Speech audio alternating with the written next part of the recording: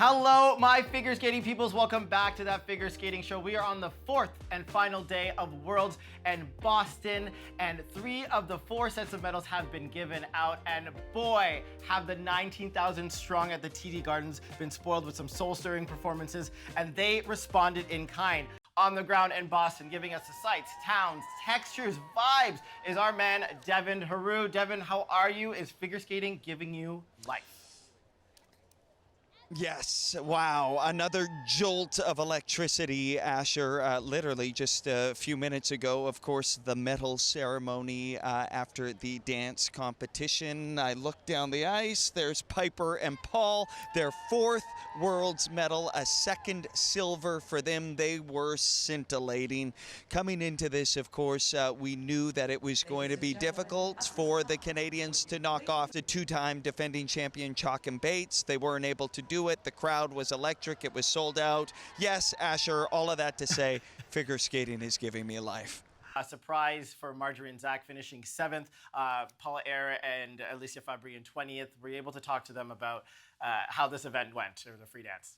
Well, for Marjorie and Zach, obviously they were shocked and disappointed at their scores. They thought their skate was not reflected in the mark they got, perhaps a little low on the GOEs.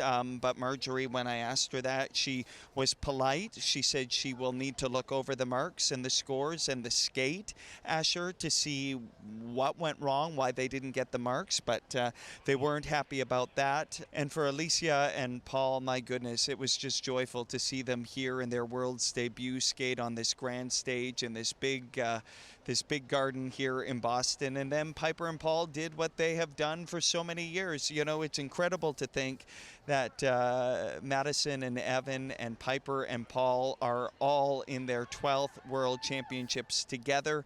They started competing at Worlds at the same time. They were here in Boston in 2016, and now they're back and they're 1-2 in the world. Incredible.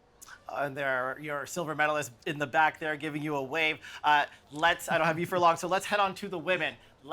Here night. they are. Here they are, Asher. Oh! Hi, Asher. Hey, Piper. Hey, Paul. Congratulations.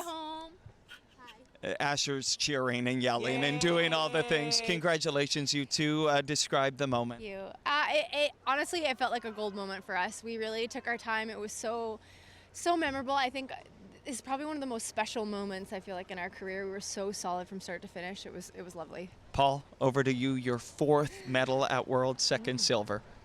Yeah, it's exciting. You know, I think every time we can accomplish something like this, it just reminds us of the journey that's gotten us here and how long it's taken us.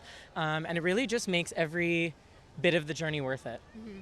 Congratulations, you two. We'll talk to you again, but keep the celebration going. Thank you. Thanks for doing this. Piper, Thank Paul. you. Asher's still cheering. He's saying congrats. How about that moment? Doing it live, Asher. Perfect. That's it. All right, let's head on to the women. Alyssa Liu retired at 16 after coming 3rd in 2022. Didn't even know she was going to be back on the ice until 12 months ago. Comes back, eats up the girlies, leads the whole way, and wins a world championship, the first since Kimmy Meisner in 2006 for America. Can you talk about how she felt doing this grandiose feat? Absolutely unheard of. Yeah, out of retirement and on top of the world. Pretty incredible story. It was a special night, wasn't it, in the women's competition? You know, Alyssa, she's so real, right? Like, what you see is what you get when she shows up at the rink. It was a really, really wonderful moment for her. Kaori Sakamoto, of course, celebrating the scene, Asher, up in the kiss and cry, and they were high-fiving and hugging. Like, it was everything you want in sport. That's where I'll leave it. It was everything you wanted. That's how I'm going to remember last night here at the Garden. Yes, the women's event was kind of like a Catholic mass. It was up and down. The audience had no time to sit down. Such memorable performances, and Kaori Sakamoto really gave it her all. She did not let the girls just run away with it, even though her 3-year reign has now ended. But Devin, that is it. I know you gotta go. You are live on the scene. The men's event is still going up. Have fun. Tell us all the juicy guys. And I've been loving that text over the Jumbotron as the skaters go on. Do you have any favorites that you've seen so far before you go? probably from Zach, hold my beer. That's probably the vibe here in Boston tonight, Asher. It's awesome. Buckle up as always. The men's finale here tonight is going to be electric, a showdown between Yuma and Ilya. They seem ready for the bright lights Saturday night in Boston. We're all ready for it. Devin Heroux in Boston giving us the textures. So happy to have him there. Before we leave the women, Madeline Skizis had two pretty strong skates, but a big mistake on her opening triple Lutz made the difference. Here you see she doubles a planned triple Lutz, had to turn out to add the triple toe. The rest of the program was solid. She was 1 point away from her goal of that top 10 finish to secure 2 spots for the Canadian women at the Olympic Games. And if she had nailed that triple Lutz, that would have been it for her. Here we have an interview with Devin. I'm happy that with parts of how I skated, I trained really well going into this. I have no regrets about it. I really wish that tonight it could have been enough for a top 10 finish. Like 11th, I gotta say that's a tough pill to swallow today. The pairs event was absolutely outstanding. Mura and Kihara reclaimed their world title and 4th world medal. Even though it was not a perfect skate in the free, that honor would go to the Germans that won the free skate and had the skate of the night and step up to silver from their bronze last year. Italians Conti and Macchi, after a frustrating last season, return to the world's podium. The reigning world champions Diana Stiletto-Dudek and Maxime Deschamps of Canada finish 5th. Trent Michaud and Leah Pereira finish in 11th. And it is 16th for Kellyanne Loren and Luca Etier.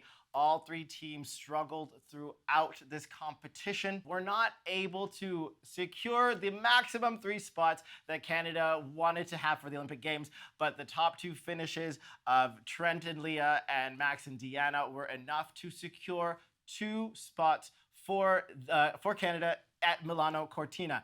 And Devin was able to catch up with Leah and Trent and Maxime and Diana after their skate. Deanna, officially 2 quota spots for the country qualified. Some reaction to that? Yeah, we both had really difficult short programs, and so we both had to fight back in the free, and we both fought to the very end. And after sharing the podium with Leah and Trent at 4 Continents, we've grown a little bit closer. We've talked a lot about what the Olympic experience is going to be like. So I'm just really proud to be able to share this moment with them and to have qualified 2 spots, and go Team Canada. And of course, ending the World Championships in Boston will be the men's event. Ilya leads the pack with a new personal best of 110, and in the free program, he will go for 7 quads. That's every single jumping pass being a quad as he goes for his 2nd consecutive world title.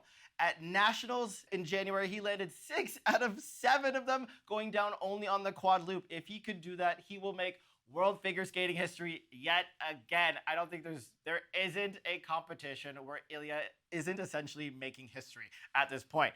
But on his heels is the perennial silver medalist Yuma Kagiyama by only 3 points, and he will skate before Ilya in the free program.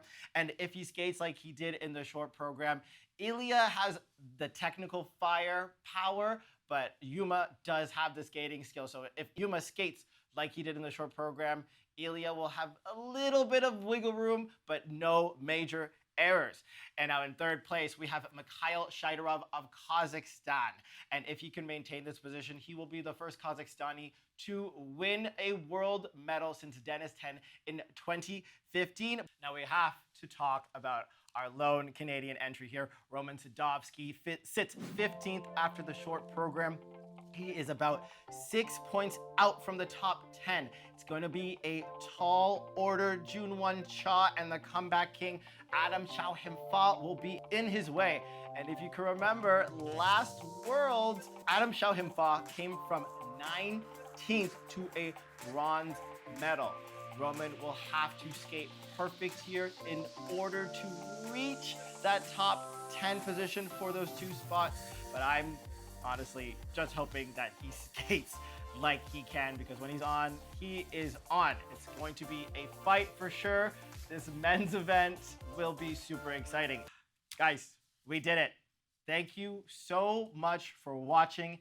Thank you to the skaters, the coaches, the choreographers, the organizing communities, the ISU, everybody in Boston. You guys brought your A games. Next year is the big 5-ring circus, the Olympic Games. So I'm wishing you all great recovery and best of luck next season. I cannot wait to see what happens. Thank you, everybody, and see you later.